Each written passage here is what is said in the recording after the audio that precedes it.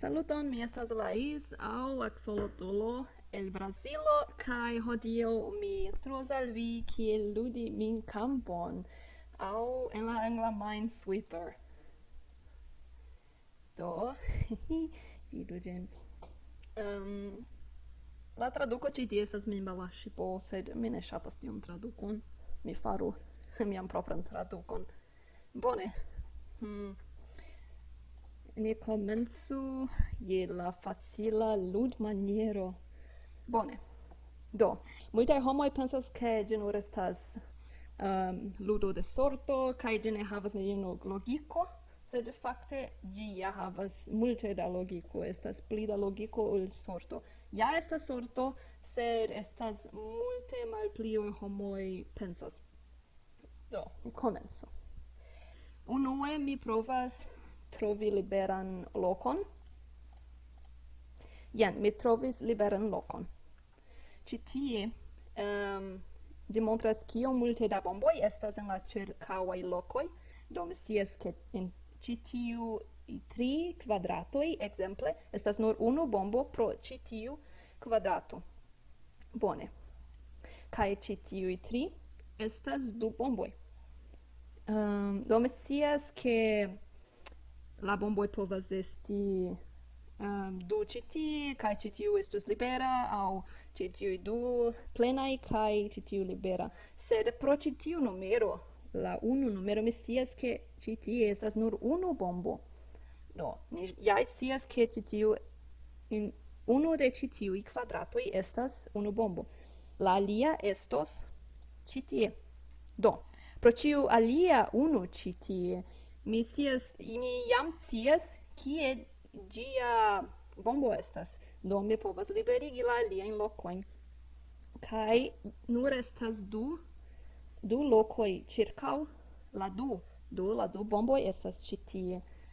Kaj nur per ĉi tiu logiko vi jam povas solvi multaj da puzzles. Multaj da ludoj. Do mi povas fari la saman kaj liberigi la tutan lokon.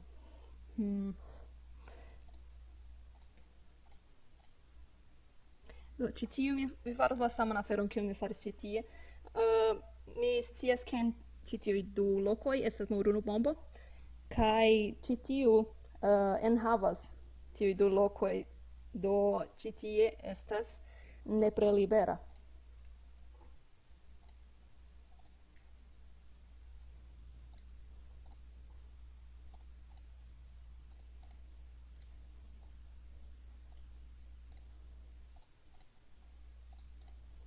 Kaj jen, mi finigis la ludon.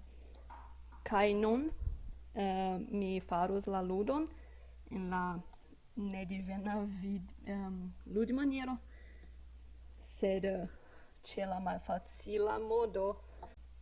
Jen. Kaj ĝi jam trovas kie estas libera loko, por ke mi komencu. Mi rapidos.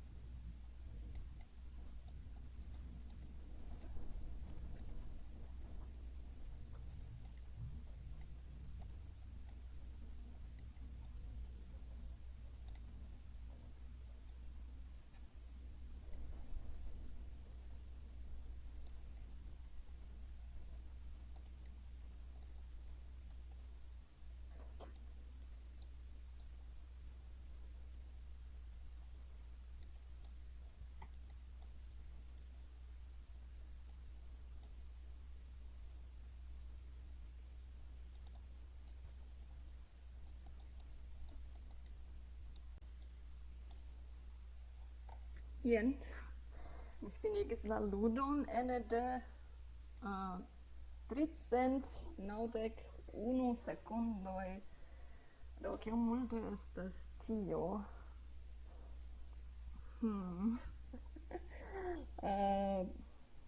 Bone, do jam scias kiel ekludi kaj ke ĝi povas esti amuza ludo por vi ankaŭ. Do mi esperas ke vi ŝatis ĝin kaj ĝis